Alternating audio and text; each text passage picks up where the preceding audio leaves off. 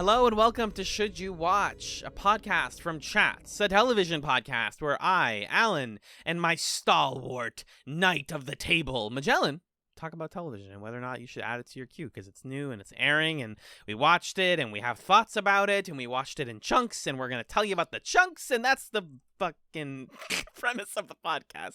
Hi, everyone. Hi, Magellan. Hi. Hey, could I get your ear for a second? Here you go.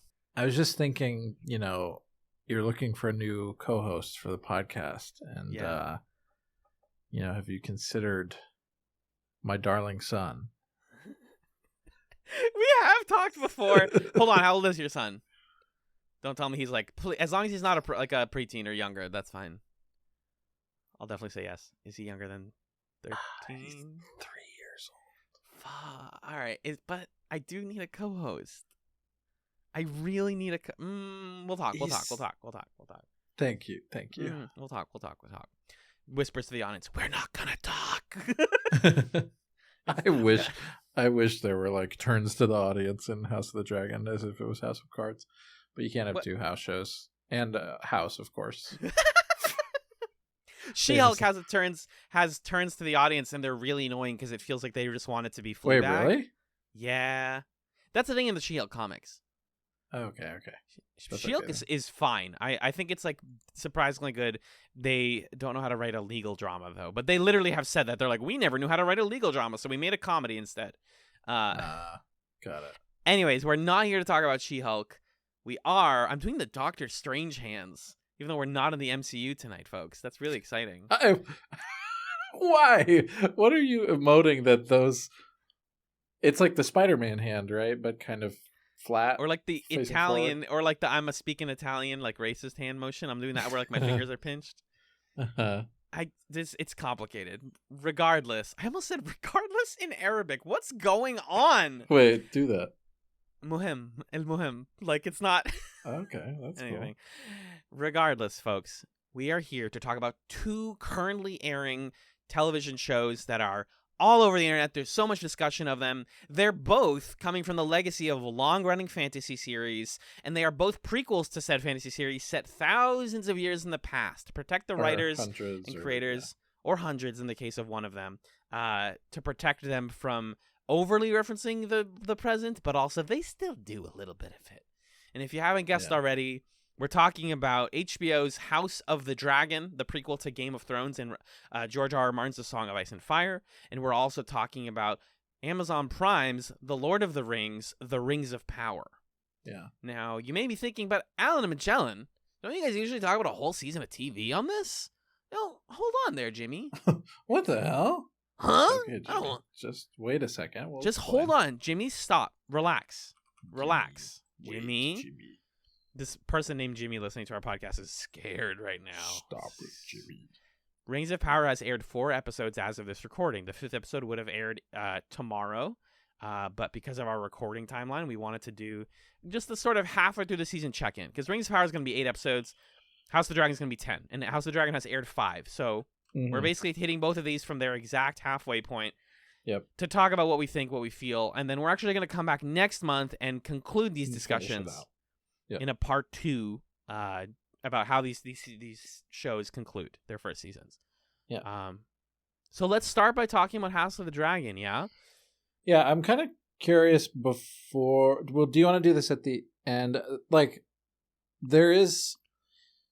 Where do I start? Hey, everybody, welcome to Should You Watch. Like, this is like a Bug's Life Ants kind of thing, where it's like... Okay. Why are these so similar and they're coming out at the same time? And they're coming out at the same time. Is there some production thing happening there? Is it totally coincidental? Can we like pathologize this and do some psychoanalysis of our society? Or is that a reach? Do you want to like kind of have that comparative discussion now or at the end after we talk about both? I think it's worth just addressing. I kind of want to be like that creepy TikTok guy and say like there's no such thing as a coincidence, and then the girl walks by and she screams, you know the one? I think so. I don't actually know. I'll show it to you later then. There is no such thing as a coincidence. I have to imagine one of these shows was like scheduled first and the other one said, oh, you know what would be good is if we had both of these at the same time. which is Mhm. troubling when you're watching both week to week, because they're both pretty dense and they're like really similar in some ways. But what I'm excited about is the fact that they have like fundamentally different aspects to them that make them both like different enough if you actually watch them. Like from the surface, Right. yeah, Right. prequels, well-regarded fantasy series, but also references the present a lot. That is both Mhm. of these, but they're doing completely different things. And Yeah, that's the like what I'm tones excited about. the tones are very different, Yeah. and they're trying to do different things, and they're drawing on source material that both the book source material is different, and the like kind of preceding visual media is different as well. So yeah, they feel different enough from each other, but it certainly is a little strange to be like, well, I guess we should do a Should You Watch episode about both of the big and budget why they're both coming franchise out fantasy together. prequels. Yeah. We really should have done a Should You Watch on the Dark Crystal prequel. I mean, we did do a Patreon episode about that, so it's been Yeah. covered. If you Yeah. go back to our Patreon. Anyways, let's start with House of the Dragon. Let's crunch. Yeah, let's get into a little bit of a crunch. Yeah, let's crunch. So let's talk about our backgrounds with GOT before we talk about Hot D. Or a Soyaf specifically. I have a bit of a history with a Song of Ice and Oh, Fire. Song of Ice and Fire, of A course. Soyaf, yeah. A Soyaf. A Soyaf, dude. Shut up. Shut up. Shut up. So we'll talk about that. We'll talk about the first episode and kind of the setup of the show. We'll talk about the first 5. Mhm. And then we'll go to Rings of Power and do the pilot and then the first few episodes. And you'll get timestamps in the show notes for all that stuff. What's your history with A Song of Ice and Fire, Game of Thrones, and the George R. R. Martin universe? So I have not read the books necessarily, or at all, quite literally speaking. The show, what year did the show start? Game of Thrones? 2010? 2010. So 2011. it started when we were in high school, Yes. and the kind of first rumblings of it happened then. And I think I just didn't have a way to access it because it was on HBO. So I missed the starting of Game of Thrones. And then by the time I was in college, people were doing like weekly watch parties in the dorm lounge when a new episode would air. And I didn't go to those because I was too cool to like the popular thing. And it was not until several years later that I watched any Game of Thrones. And I've now seen kind of a scattered handful of episodes, a few from the first season, some bigger ones from later in the show. And it's what I've seen is pretty good. I kind of wish I had watched it when it was coming out so that I could have been part of the zeitgeist and could have seen it. But I have not seen very much of it, and I was never really a Game of Thrones person. That's fair. We're coming at this from opposite perspectives in a way. Yeah. Very much so. I was all the way down the hole. First of all, I do want to talk about like the legacy of the Game of Thrones as a TV show and how it has affected the production of TV series. But when did it ended last year? 2 years ago? 2020. When did it end? 2020. Okay. Yeah. I remember all the way back watching the Totally Rad show, and Jeff Kanata was like, these books that I really like are getting made into an HBO show. Oh my god. It's called Game of Thrones, and I think it's going to blow up, you guys. And I was like, that seems stupid. I don't want to watch a fantasy show. And then I did, and this is so 2011, y'all. And also, like, I'm in high school and don't have a job. I pirated the first season as it like was finishing airing, burned it onto CDs, and would bring it to my friend's house on CDs and make them watch it. CDs. Yeah. Yeah.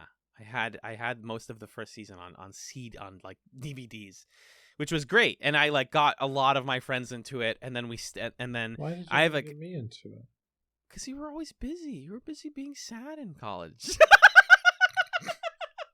Dish, dish, dish, dish. That's the sound of gunshots. No, I don't know. We were also watching Buffy together. We had enough TV to talk about together. This was during college or during high school? I would say the biggest, like the swell, was during college. Yeah, I don't know why you these didn't get into it during high piratings. school. These piratings. I don't know why you weren't involved in those. I have no idea. Maybe you were. I don't know what you were doing in 2011 besides hanging out with me. I don't know. Anyway, I guess we'll never know what I guess we'll happened never know. Throw that thought in the garbage. Don't bring that up yeah. in therapy later. there. I watched a lot of it. I have a friend from college who, like, this was like the center of our friendship, was talking about Game of Thrones every week and watching it and like rabidly discussing it every week.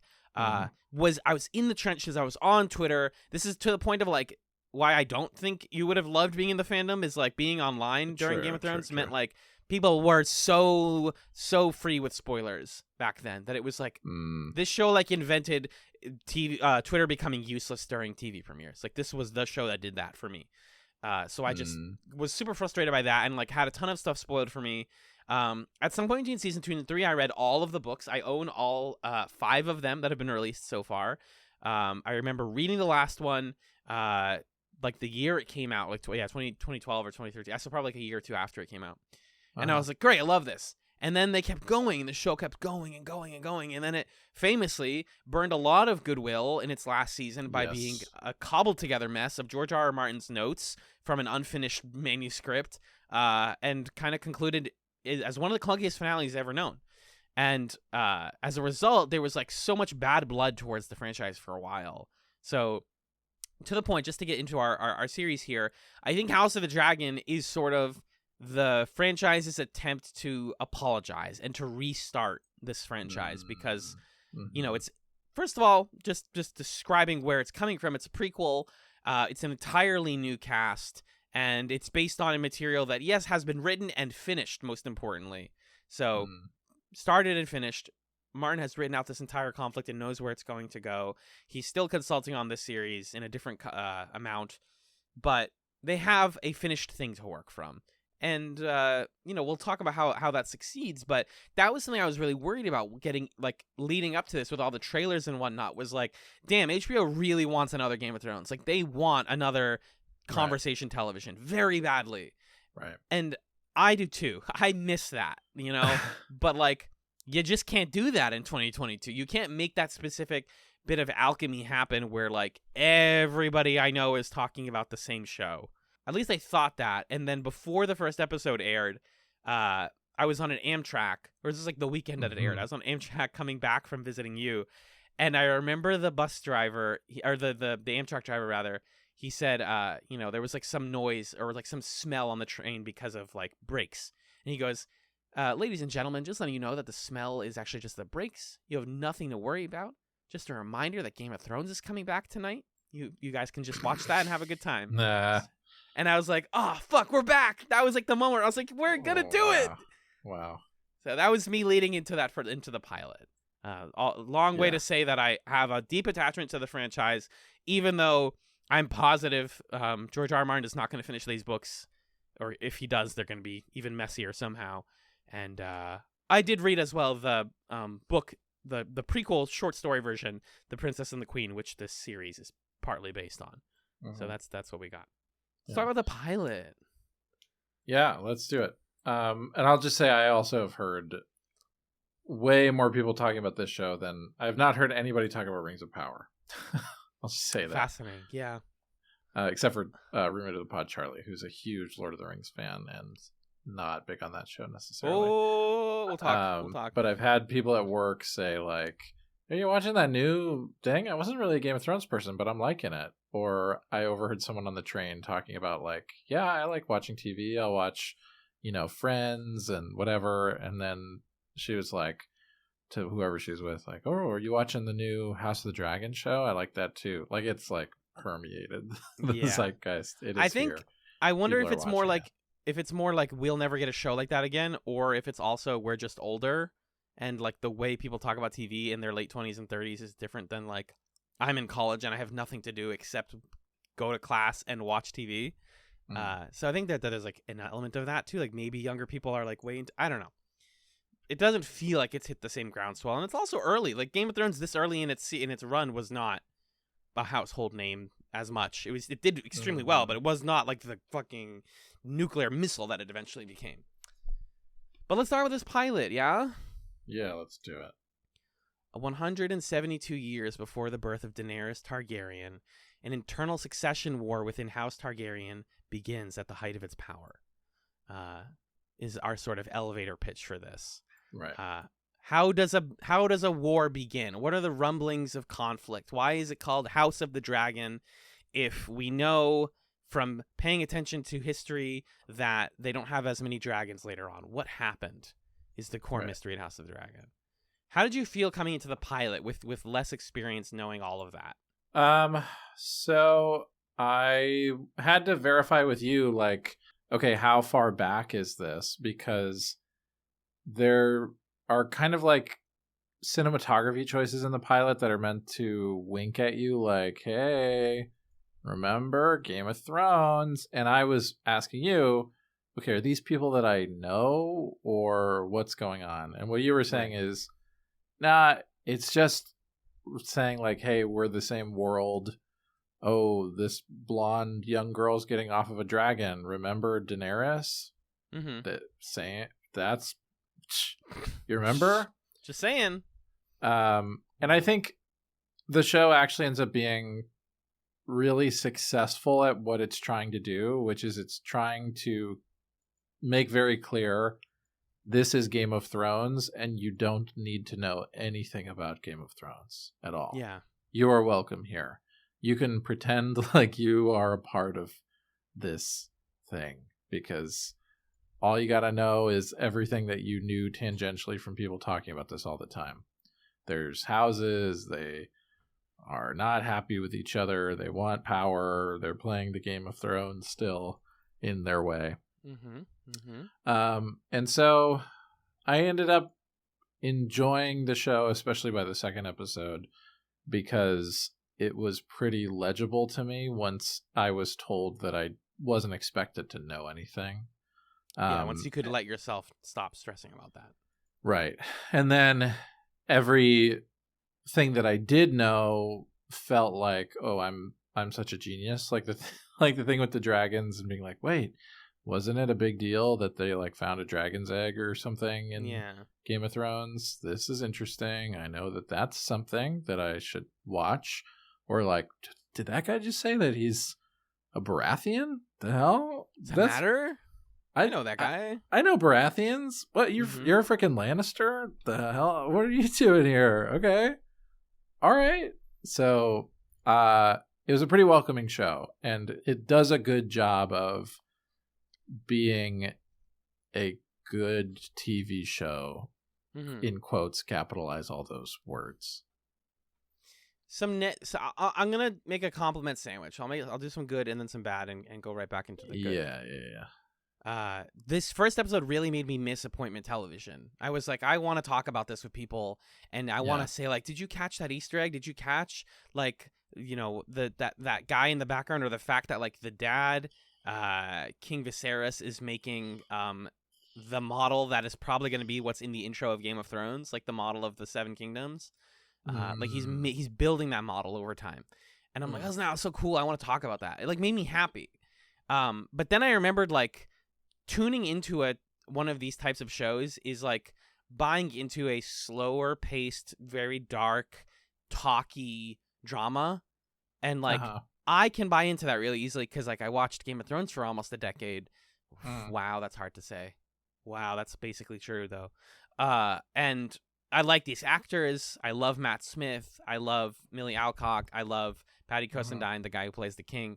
Like, I like these people, so I can get into this. But I wondered often, like, are people just gonna bounce right off this? Like, there isn't too much like to chomp into in this pilot. Besides, like, all right, these people seem like they don't like each other, but maybe they'll get over it.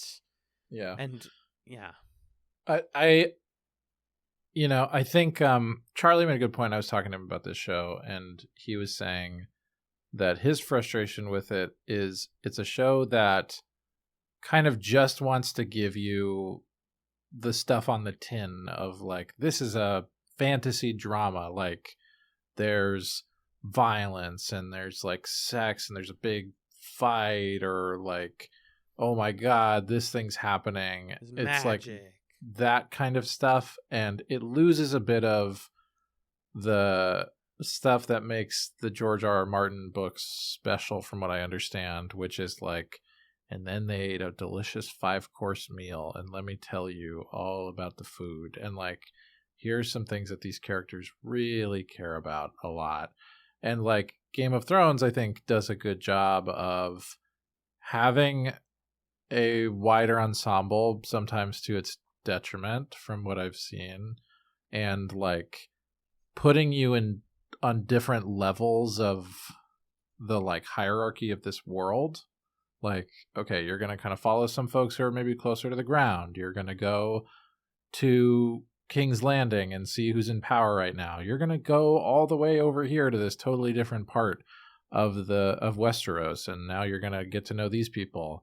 And this show, and I think this works in the show's favor and also kind of makes it a lesser show in some ways than Game of Thrones. It says like, okay, we're just going to stick with this royal family here in this court, the people that are circling around them, and like that's the story. Yeah. And I think at times what that does for us in a good way is it keeps us in this like kind of tightly wound soap opera environment where, oh my God, can you believe they said this? Or we can watch the sort of courtly politics of, well, this guy is framing this in this way and trying to nudge the king. And that was some of my favorite stuff, is the sort of intricacies and subtleties of like everybody's got a motive and they're playing different situations to serve that motive. Yeah.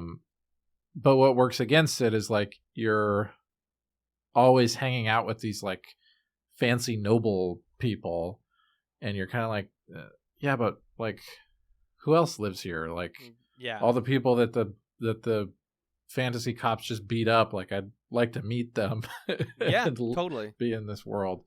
So I think, you know, if you're trying to figure out, is this a show that I want to watch, I think crucially you have to ask yourself, like, what do you want out of your fantasy? What do you want out of a fantasy show? Yeah, exactly. Yeah, it's a very valid complaint, and one that's been levied against this series is that, like, once again, they said, okay, we're going to do a Song of Ice and Fire, and you're like, cool. Like, a big thing about the books was that they're all from different perspectives of different people, but the majority of those people are nobles or warriors or knights. Like, it's because they want people who do things and or who witness things happening. Right. The book that this is based on, or the short story that was made into a book, is primarily told via different POVs, not just the main people, but like people who witnessed these events. Because there's a big scene in a later episode that is like in the book entirely from the perspective of a bard, and it's like this interesting like unreliable narrator thing, and you go like, okay, it provides a distance from the history of the Targaryens, but as a TV show, like, you gotta make the people who are on the poster be the main characters. So, like, I'm actually in this show intimately involved with these like this rich family who has just been dominant for, you know, years and years and years, and I'm being told to be sad that, like, you know, the politicking of having a son, and like, I'm gonna name my daughter the queen, and people are gonna be mad about that. And so initially you feel a sort of distance from these characters that the show sets itself up to try and cross. But like through most of this pilot, I was like, all right, I like Matt Smith, but I don't care about Daemon Targaryen at all, because he's just a like shitty rich dude. But, you know, that ends up, like I said, being the task of the rest of the series. Is this episode lays the table and says, here's all these rich people that are like doing sad things and struggling to figure out like succession and whatnot. Don't you care about them? And right now I'm like, I guess. So like I was not entirely thrilled by this pilot, but I could see the potential for sure. And I think that there's like I said, not enough can be praised on the performances of the different actors. I think that is what kept me around more than anything else. And like, how else are they going to reference the stuff that I know? Side note, you said Succession just now. And I mean, isn't that what we're dealing with here? It's in some ways a fantasy version of Succession. I haven't watched it, but that's what I understand. Is there's elements of like Succession is way funnier. Yeah, that too. Which makes these problems bearable, right? But Succession does the same thing of like, you don't ever go to the ground level, and you don't and you're not liking these characters. Totally. Yeah. And I think where the show can falter sometimes is like, you know, main character girl. Rhaenyra. Rhaenyra. Rhaenyra is like, wants to be queen. You're like, yeah, women should be monarchs. Hold on. Wait a minute. Let me check my notes. Hold on. Yeah. I fully agree. Yeah. So let's just the last thing I had from this pilot, because I want to talk about the show now. The rest of the show, I mean. A couple things that they set up that they still haven't necessarily paid off that I'm like curious about. There is a bit of like honest to goodness good old fashioned queer baiting with the relationship between Rhaenyra and Alicent. Yeah. Cowardly. Just make it. Just go all the way with that. And like they do with it is frustrating, and we'll talk about the way that they handle their queer characters in about 5 minutes. The other thing is that Game of Thrones is like infamously known for like really gratuitous sex and rape scenes. And so like that was the other sort of Damocles hanging over this pilot, was like, are they going to do it now or going to do it later? Because in Game of Thrones, the incest is in the pilot. So like, how quick, like timer until incest, you know? Sucks that that's gross to say, but that's what we're dealing in. So yeah. Anything else before we zoom out? Someone's dick gets chopped off in this episode. Yeah, that was kind of fun. They're like the bad cops. It's a lot. Yeah. Yeah. Let's talk about the rest of the first 5 episodes. Yeah. So you know how I said that they don't handle queer characters super well? Yeah. What if the gay character couldn't shut his mouth and he started a massacre by accident? Oops. Yeah, and he gets murdered. And what if Rhaenyra and Alicent are so not together that one of them gets married to the other person's dad? So weird. The show goes off the rails fast. I loved it. Yeah, it was pretty fun to watch. I ate it up. I devoured the rest of this. Yeah, this was a feast. What a fun time. Terribly upsetting. Everyone's having a bad time. Bad things are happening to good people. So early on, the first like arc of like episodes 2 and 3 is like they set up this Crab King plot, and you're like, huh. And I'm thinking, like, I listen every week to the official House of the Dragon podcast that HBO co-produces. And it's pretty good. They do good summaries. But they were talking about how in the book, the Crab King is like literally mentioned, but not quote unquote dealt with. It's just like, there's a guy calling himself the Crab King. I don't know. That's weird. He like makes his crabs eat people's innards. And then in this, they gave it like 2 episodes and an entire plot line about like, are you going to ally with the people fighting the Crab King, or are you going to protect your borders kind of thing? Really weird. But so for like that arc, I did think of the Crab King and like the fight against him and like the dragon and Daemon, you know, with the dagger, like that was all sick. But then it just ended. It was like, all right, Crab King's taken care of. We got to move on.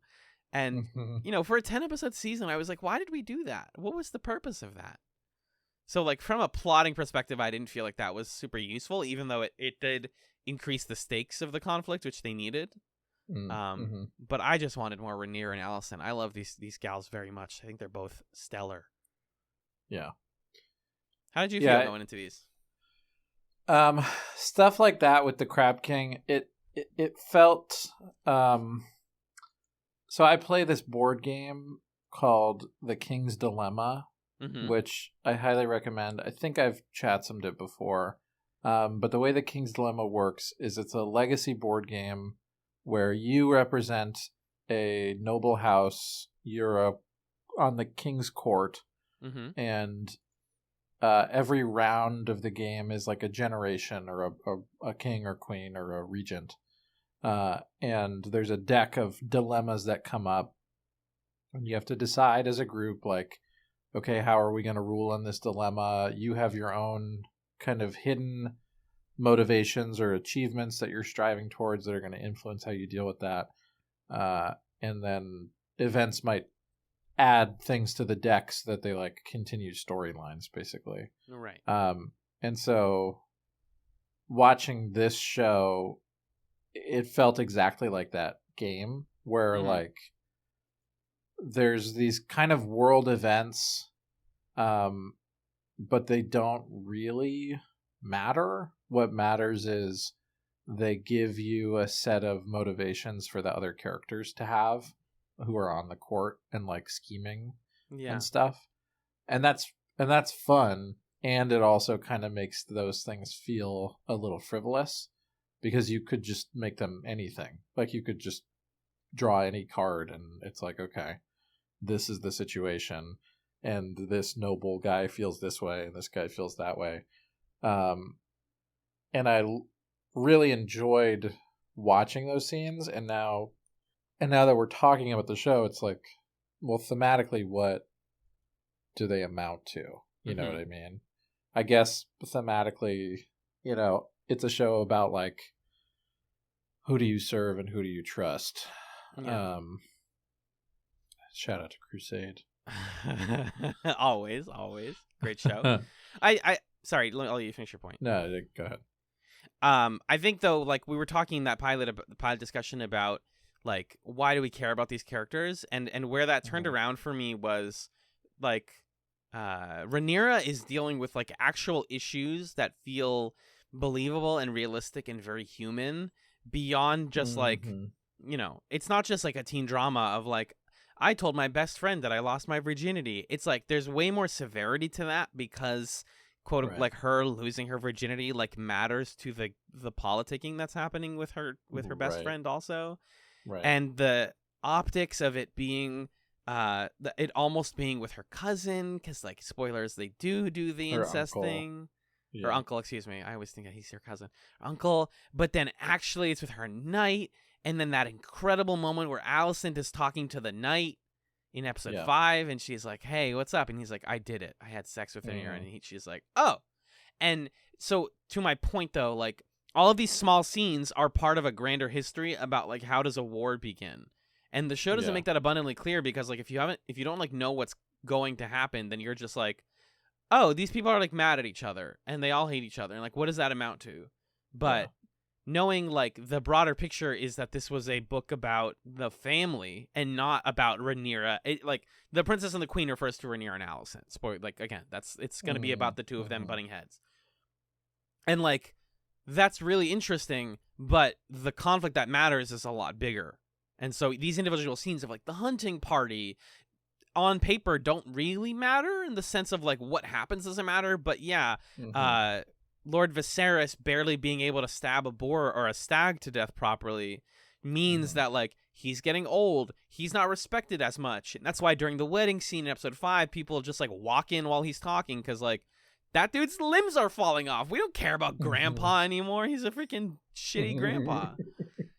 And so like what I'm trying to get at is that all these small scenes are like adding up so that when huge things happen, like the wedding in episode 5, you're like, I understand everybody's motivations here because I've been paying attention, and they reward you for like caring about those small, seemingly insignificant little lines and moments. Yeah, they do a really good job of making you understand what everybody wants out of each situation. And I agree that I really like the ways that characters have to navigate the personal things that they want coming into conflict with like the sort of political things that they want, and sometimes it comes down to like, well, who am I going to marry? Sometimes it comes down to how am I going to behave or spend my evening, or what am I going to say in this place, in this context? How am I going to make this decision?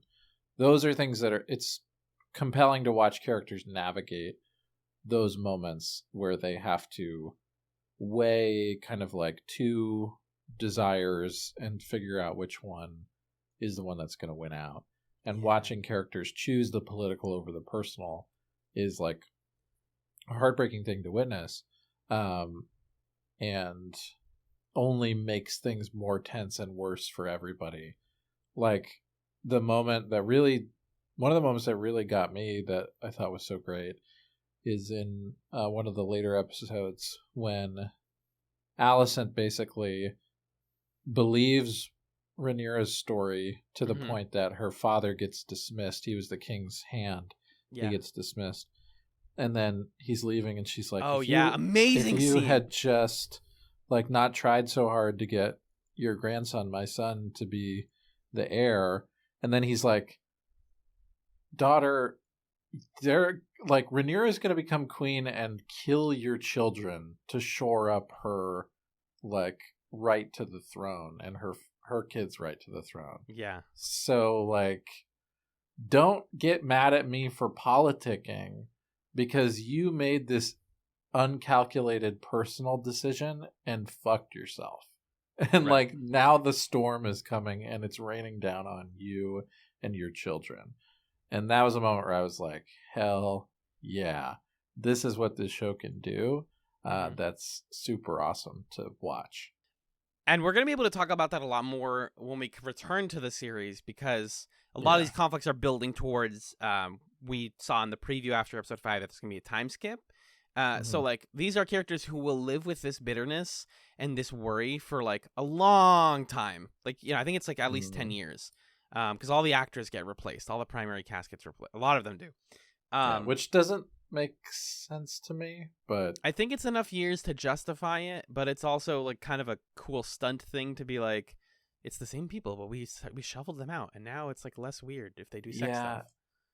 I don't know. It's it's just weird because the show's like, hey, it's Rhaenyra, she's like 14 or whatever, and then it's like, just kidding. Now she's 18, so we can like do a sex scene. The small time jumps within these 5 episodes are weird because it's the same. It is the same people, so they probably needed to shuffle out either more often or not at all. Like I don't know what the solution is. Because like now it's like, she's 32, so she looks like a totally different person. Right, like, we can't keep using the same actress. Are you sure? Because she was a teenager and it was still Millie Alcock before. But okay, whatever. Yeah. So I'm excited about that stuff, but like, sorry, just to that scene with Otto and Alicent. Yeah. I think what works about fantasy, and especially with A Song of Ice and Fire, is even when we're dealing with like, you know, Rhaenyra's dad is telling her like, oh, there's going to be a prophecy in 10,000 years and the world is going to end and fire and ice are going to combine. Even when we're dealing with that, there are still like human conflicts at the center of the show. Like, really, what the Alicent and Rhaenyra conflicts boils down to is like family versus duty, which is like an actual thing that like I have dealt with. Like, you know, like what are the things you want to do and how do you want to like support your friends, but how does that come into conflict with like what you need your family to do and what they need to help you do? But just like the stakes are 10 times higher because it's a fantasy show and these are all like powerful people. So I like that about it a lot, is it has stakes. They're pretty juicy. The characters get to do really fun stuff. And, you know, and then they go ahead and like kill a gay character in episode 5, and I was really sad. Yeah. Which didn't even like didn't even have to happen. Not only does that fucking suck, it also is a worse narrative choice too. Yes. Like, because you could have done something with that and this weird tension of I know something you don't want me to know. And then they were like, okay, let's kill this character. And also let's not just kill him, but let's like bludgeon his face. Yeah, let's pull his eyes out. Terrible. Yeah, the show has been a lot more muted with the like extreme gore than Game of Thrones did. Like at the top of episode 5 when Daemon kills his wife, we don't see it. We know what happened and we see it's about to happen, but we don't see it. And like that's pretty like held back, considering that the end of the episode is like a bloody goring that happens. And like I want to make it clear, it's actually not exclusively a bad thing to kill queer characters in your television, but you introduced him in the same episode you killed him. Number 1, bad. In just bad writing. Number 2, you killed him to motivate another character. Really bad writing. Like, it just felt like a whiff that I don't know how the rest of the series is going to handle, considering that also they set up all this, like, romantic tension between Rhaenyra and Alicent that they also aren't going to handle. Like, there's no way. Yeah. And if they do, it's going to be like a long-lost lovers thing, which is, like, kind of played out to me. Because, you know, my favorite moment in these, like, this batch of 2 to 5 was in episode 5 when Rhaenyra is talking to her new husband, Laenor, and they're on the beach, and he's like, I have my things and you have yours. Let's agree to do our own thing. But we can still be married and, like, still do a political marriage, and that's fine. Because that felt like a very much like a handing off the torch. Like, even though this is hundreds of years ago, and by the time we get to Game of Thrones, everybody's bi, kind of, sort of. It felt like the next generation talking to each other which was like really satisfying to see. It's like, oh, things can change. We can like have an open relationship, even though we're both like closeted and marrying out of convenience. And also like Rhaenyra is more closeted in that she's just sleeping with her knight, not that she's sleeping with any women that we know of. I'm excited to see where all that's going to go. And I think that the stakes are going to escalate hugely going forward. But so far, I'm definitely bought in. And yeah, I like it. Yeah, same. I think to the should you watch question, though, just to be brief on this, if you liked Game of Thrones, like you liked the like early Game of Thrones, like when it was still really good, you'll be able to get through that first episode fine. If you can get past one and just be aware that the Crab King stuff doesn't particularly go anywhere, and you like Rhaenyra and Alicent, then you're good. You got to be bought into the characters, though. You have to give the show a little bit. I always say that, but you really got to give this show just a little bit, but not as much as some other. I think episode 2 is a deciding episode. If you like episode 1 is we're setting stuff up. It's kind of slow.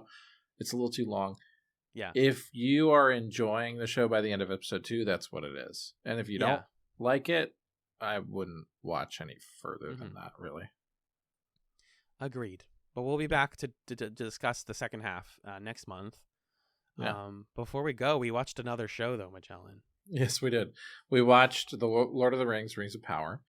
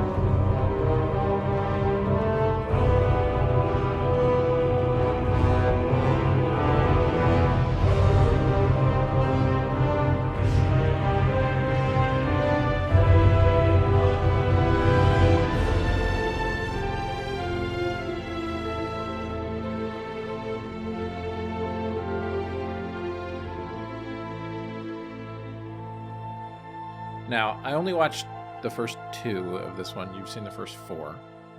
So we'll talk about the pilot, and then we'll talk about the kind of next few episodes. Maybe you can fill me in on a couple things if they're of note. Do you have a personal history with Lord of the Rings? What's your deal with that? I read The Hobbit in middle school. I definitely read at least some of the Lord of the Rings books. I just noticed yesterday that I have all 3 on my shelf, and I forgot that I have them. I've seen the movies, but I don't remember anything about them. I'm what you would consider a fair weather Lord of the Rings fan. I would love to reread the books. I've heard that they hold up really well, and I want to watch the extended editions all in one day. That's one of my like dream movie watch things when I have, when I move and can do that. But I'm not like intimately involved with the Lord of the Rings fandom. I appreciate it. I understand what it did for fiction, and I like it, what I've seen of it, but it's never been my particular cup of tea. What about you? So I also read The Hobbit in middle school, probably as I think it was like a summer reading book or something for me. And then when I was a kid, my dad, there was one summer where he did this, where he would read The Fellowship of the Ring to me, like at night. Aww. So it was very sweet. And if I would kind of doze off or get bored, he would start riffing and putting me into the story, which was always my favorite part. That's so sweet. Very tender. And the movies were huge when we were young because they came out 2001, 2002, 2003, which nuts. Can you imagine like such a huge trilogy franchise going boom, boom, boom like that nowadays? Speaking of like franchises that changed their mediums, Game of Thrones changed television, and Lord of the Rings changed blockbuster movies. Cinema. Yeah. Those were huge but we were in elementary school, right? So it's like we are aware of them. They're giant, and also we're not seeing them in theaters. we're not totally seeing them in theaters. They're going over our heads a little bit. So I've seen the movies a few times, but I didn't have like a deep attachment to them. I would say nowadays, the thing that I appreciate the most about Lord of the Rings is the sort of like, and this relates to Game of Thrones a bit, because essentially Lord of the Rings is just J.R.R. Tolkien wanted to make constructed languages, and then he needed a world to put them in. Like, he's like Pretty a true. big linguistics nerd, Yes. which is awesome, and kind of like a foundational conlanger in the way that it's done for some people today as like a part of world building. Certainly an inspiration for David J. Peterson, who created the languages for the Game of Thrones series. Word. There you go. Yeah, and it was fun, just as a side note, in House of the Dragon to see so much High Valyrian spoken, because that's like a full-on, it's a language that David J. Peterson created for Game of Thrones, that we got to hear a lot of in the show, because Daemon and Rhaenyra speak High Valyrian to each other a lot. Yeah. So that was cool. So I really like, Sindarin, like what's the deal with that, and that kind of the lore language stuff from Lord of the Rings, but like I don't know a lot about it per se. Yeah, I wanted to come into this. I came in this like ready to like it, because I was like, there's never been a better time for me to get into Lord of the Rings. I'm not too old for it. There's like new stuff coming out. Maybe it'll be a conversation piece. People have Prime Video. They're putting so much money behind this show, like millions and millions and millions of dollars, because at this point you can't make a new Lord of the Rings thing without it being high budget. Like we talked about House of the Dragon being like zooming in a little bit more and like reining in both their budget and their storytelling to be less like a world-ending battle. But like Lord of the Rings, unfortunately, like if you're gonna make a TV show about stuff, just can't do that right now. It doesn't have the like franchise credit to do that. Not that it had. I mean, they were like those Hobbit movies. Like they did fine. I don't know if they did amazingly. They were very overexpensive for sure. But like there wasn't a ton of hype for this beyond like, wow, it's cool that Lord of the Rings is coming back. And so I wanted to like it. Right. Because it doesn't have this background as like a TV event, and the Hobbit movies weren't well received. So the last time people were like watching Lord of the Rings thing was 20 years ago. Yeah. Right. Like nobody's like hungry for Lord of the Rings to come on television necessarily. Yeah. I think my experience watching the show, like, it's funny that both of these shows are set in the past of their franchises, because it made me think about them partly as period pieces, kind of like in the way that they're sort of winking at you throughout and telling you like it's the past. There's past stuff going on here, and they're having to work around the fact that some people watching might know some stuff about them, and like how do you reward those people or whatever. And House of the Dragon kind of feels like the Amadeus approach to period piece, where it's like, yeah, we're just gonna hype it up and like exaggerate this and tell a dramatic story, and then some boring historian can come along later and tell us that it didn't happen that way or whatever. Right. And Rings of Power feels more like a kind of sprawling historical epic that's trying to like bring in all these different characters and places and give the account of a particular period of history or war or something, in a way that ends up, I think, being a little bit dry, just because it's like, who's this? Wait, what? Where are we? And honestly, wow, I just had a really mean thing that I was going to say. I'm going to say it. Rings of Power is a great long-form advertisement for the one wiki to rule them all. Wow, because you're constantly finding yourself going, who is that? What are they saying? What's this proper noun? Yeah, and then you're like, oh shit, Galadriel.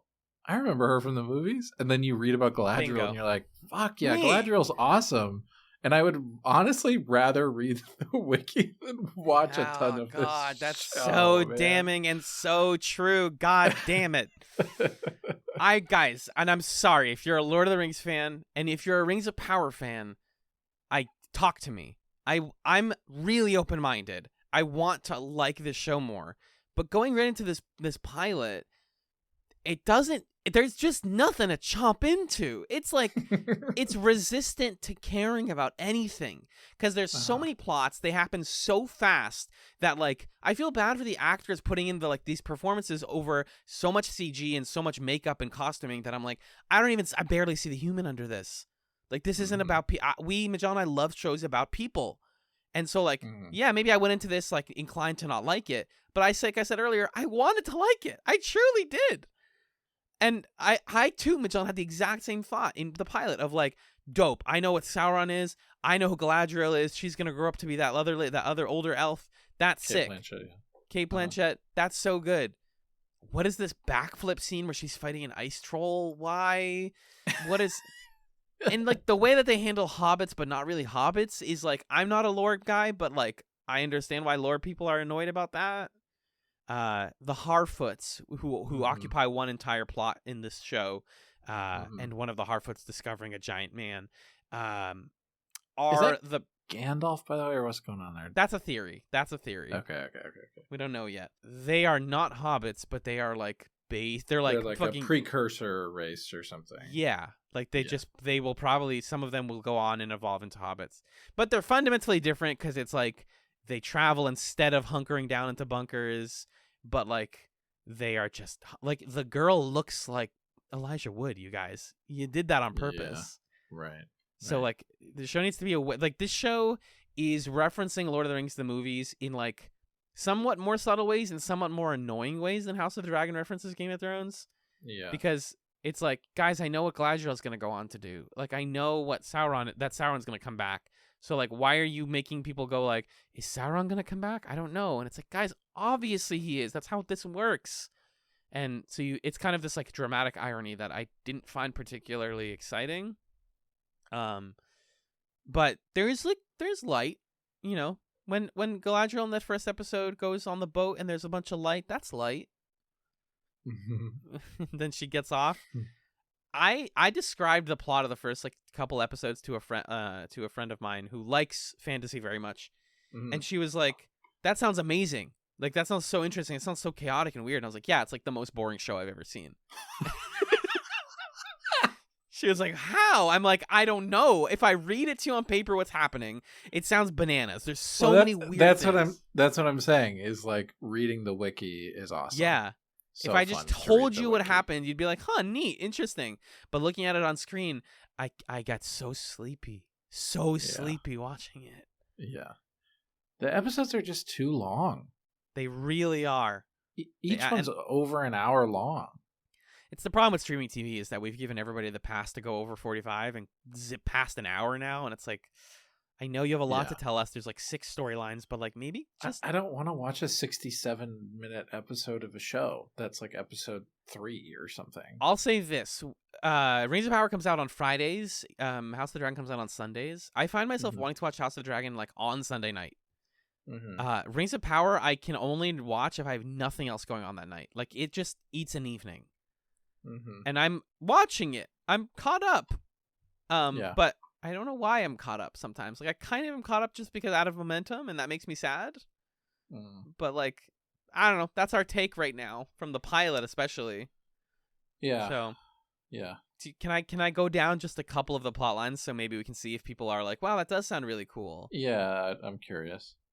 Galadriel knows that that Sauron's probably going to come back. She's trying to go figure that out, and then the elf people are like, no, it's probably fine. You should go back. You should go to Elf Heaven, which is to the west of Elfworld. Which I will say the one thing that was most affecting to me, and I thought it was actually like pretty metal, is Galadriel staring in the face of Elf Heaven and saying, no. Fuck that. And then jumping in the water. That.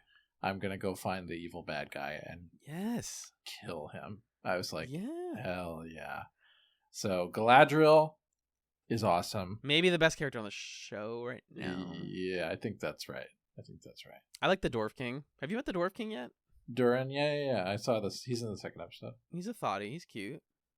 And Elrond? Stupid. Elrond? Is that his name? Yeah. I think he's pretty good too. I think the guy's doing a good job. as Yeah. Elrond. He reacts super well. He's got an interesting face also. I like his face. Yeah. Like, all that stuff, the three of them, I think it's a good show. And then there are, like, all these random other characters where it's like, what? Who are you again? You're, like, in love with each other or something? You're in the woods? Okay. Yeah. So tell me the plot? Elrond is worried about Galadriel going to fight to find Sauron. Meanwhile, his grandfather, something, Celebrimbor, is like, I need you to help me build a forge. And then I whisper to the camera, he's going to build the forge that makes the Rings of Power, you guys. That's what that is. Mm-hmm. It's very obvious. It's another example of, like, bad dramatic irony. It's like, I know, thank you for that's what's going to happen. Why are we waiting for that? Like, it's going to be a huge twist. The Harfoots are on their journey, and a Harfoot whose name I can't remember. Well, let me actually do the work and remember her name, or look up her name, rather. The main Harfoot girl and her friend see a falling star, and out of it comes a gigantic naked man, and he is magical. He can control fireflies, and he seems to want to go visit a star. People online are suspecting he's probably Gandalf, because Gandalf was a giant, and he's really old. Her name is Nori. Nori Brandyfoot is the character I'm talking about. That's really all that's going on with that one. It's kind of doing a like a coming of age story where, like, her family doesn't know about the guy, and then they do, and then he joins them, but, like, we still don't know where that's going. That's going to be a, like, season-long plot. It doesn't take up that much time, though, thankfully. So that's the Harfoots. Over down in the Southlands, we have Arondir, who's the, like, really hot elf who's an archer. He has a friend who's a healer named Bronwyn, and the two of them are, like, dating but not dating. They like each other, but they disagree on certain things. Her son, Theo, finds a hilt that has Sauron's symbol on it, and people are suspecting that Sauron needs a human host to come back. That's, like, a thing you have to come into this understanding. They don't really get into it much in the show. People think it might be Theo. They might think it might be Arondir, the hot guy.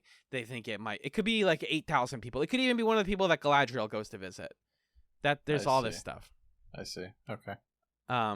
So what I'm describing, I don't want to go beyond just the pilot, because I know we're still technically in pilot territory. No, we can go beyond the pilot. Okay, at this point we're talking beyond the pilot. Yes. Yeah. Galadriel jumps off the boat. She lands on some beached, like, rocks, and then meets a guy who's a former prince, and he's like, come to this country with me, but they hate elves in the country. They're about to kick her out, and then she's like, I think the world's gonna end. The queen of that place has a scrying orb that says, yeah, the world is gonna end. Our nation is gonna get flooded. This does sound awesome. Doesn't it sound so good? And it's the most boring shit in the world. Why? It sounds so good. It's just it's a factor of, like, writing, like, conceiving of a world and then writing a story in it are two different different things, definitely. Completely. 100%. So this crying orb is like, oh, there's gonna be a flood that's gonna flood your entire country. We, the Lord of the Rings fans, know that country is gonna be flooded. So she's like, maybe we'll start an exodus or something, and we will work with the elves potentially, even though we hate the elves. There's a king, his son is on a boat. I don't know what's going on there. The guy on the boat is important, probably. That's most of that. I think that can't be everything. I feel like I'm missing an entire thing. No, it might be it. The dwarves are doing something. Yeah, so Elrond is going to the dwarves to ask them to help him build a forge. The main dwarf is like, I haven't seen you in 20 years. And for elves, that's nothing. But for me, that was my whole adult life. So, like, that sucks. I love their relationship. And, like, the dwarf guy has a really cool wife. The three of them have some good conversations. Elrond is looking into this, and he finds out that the dwarves are mining mithril, which is what they will eventually use I think it's what they use to make the ring or something. It's a really important metal, and it's another example of bad dramatic irony where all he says is, like, I think it's called mithril or something. And then Elrond goes, no, it's mithril. And you're like, this show really wants you to have watched Lord of the Rings, actually. And I find myself constantly reading recaps every week going, why did that matter again? Did you know where the dwarves are? They're in Khazad-dûm? They're in the side of a mountain? Yeah. Khazad-dûm becomes Mount Doom, doesn't it? No, it becomes the Mines of Moria, where the Balrog is. Oh, because that's the other thing, is they're digging in mithril, and they're probably going to dig up the Balrog. Correct. That's right. That's more dramatic irony for things that you have to know going into the fucking... I mean, I heard the name Khazad-dûm. I was like, oh, I've heard that before. And I looked it up, and I was like, oh, wow. Because they've got this, like, intricate, elaborate dwarven society Series here. of tunnels, yeah. That all gets destroyed when the Balrog gets unleashed. Right. Arondir and Bronwyn's plotline is potentially interesting. Arondir gets captured by the orcs. Oh no, there's actually orcs. He almost escapes. He's like, oh my god, we're in like a wasteland. The Southlands have been already ruined by the orcs. I guess it's been like the battle's already starting. Turns out the leader of these orcs is an elf. They talk in Elven for a bit. And the guy's like, hey, Sauron's coming back. I might be his host. You might be his host. And our Arondir's like, I can't be his host. I'm way too hot to do that. And the kid still has the hilt that he discovers if he puts his blood into it, turns into a big sword. It's not that exciting. Okay. That's cool. That's basically Rings of Power. And then, like I said, yeah, the Harfoots plot has gone nowhere. Every week they do like one thing with it, and then they straight up skipped it in episode 4. So it's on pause. Okay. But because he has magic and he looks like Gandalf, people are like 75% sure that's Gandalf. I'm disappointed in it, honestly. I want to like it a lot more. I'm gonna keep watching it though. Yeah. I think you should. I want you to come with me on this. I want to be able to come back to part 2 and say we actually watched Rings of Power. Yeah, I'm gonna watch the rest of it. And I want us to be. I hope we can come back and be like, okay, they figured it out. But like, I watched House of the Dragon, and I was like, okay, you've set up a great basis. Now let's do some conflict. I know you. I trust that you can do that. And with this, I'm like, I don't trust that you can do this. I don't know if you can actually pull it back. So yeah. There are definitely moments that engaged me. Like, it wasn't like a complete snooze fest. I was watching it on the train, and my girlfriend was with me on the train, and she was watching over my shoulder with the subtitles on. And then at one point she was like, can I just have a headphone? And yeah, it was like the middle of episode 2 out of context, and we got kind of engrossed in it because like it's a TV show that they put a lot of money into, and it looks nice sometimes, and the performances are good, and it's like a fantasy world and stuff. So it like accomplishes a sort of like base level, this is a high fantasy show type of thing. I hope they can rise above that and do something interesting, but yeah, I don't have a lot of confidence that they will. I just want to watch more Galadriel being cool. That's mostly what I want. Me too. I think Elrond talking to the dwarves is still fun, even though it's all dramatic irony. It's a great ad for the wiki. It's also a great ad for the movies. Just watch the movies. There are 3 of them. You can watch the short or the long versions. You can read the books, and then they're just done. They start and end a story. You already know how it's gonna end, and yet it's still exciting. So I don't know. I was bummed out by it, but I definitely liked House of the Dragon a lot. Yeah, me too. So that's what I got. Any stray notes on Rings of Power? No. It is. I do want to look up more stuff on the wiki. It honestly made me want to pick up that copy of the first book and just fucking dive in, start from zero. I don't know. That's what I got. I literally wish I had more to say, but I don't. It's okay. So, yeah, we can wrap it here, and we'll be back next month. Yep, next month at the beginning of November to talk to you about how these shows wrap up. Between now and then, next week, next Sunday, you're going to be getting an episode of Trek Chats 3, our coverage of the 3rd season of Star Trek The Next Generation, which is exciting.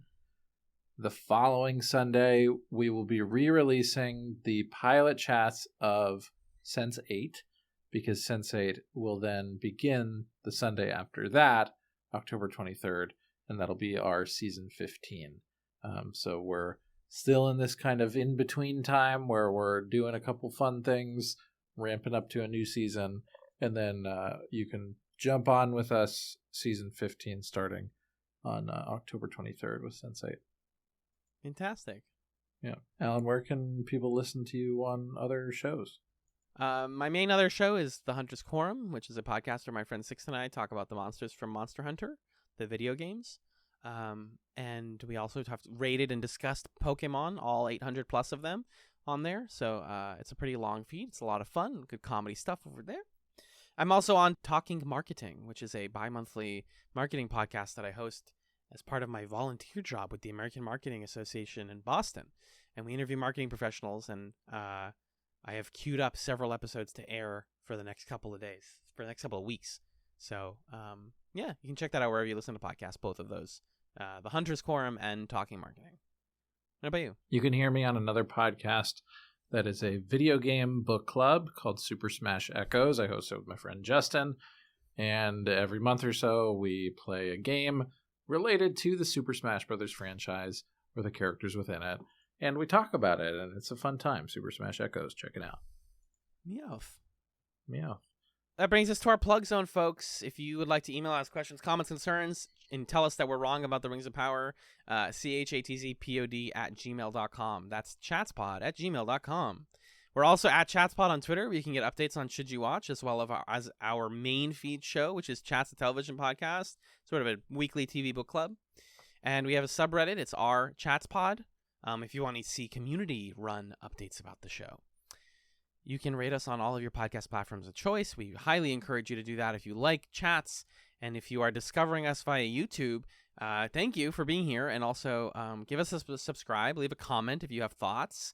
And also, rate us on, Spotify, Apple Podcasts, wherever else you can find us. If you'd like to support us financially and you want to hear more of our conversations, we have a Patreon, which is patreon.com/chatspod.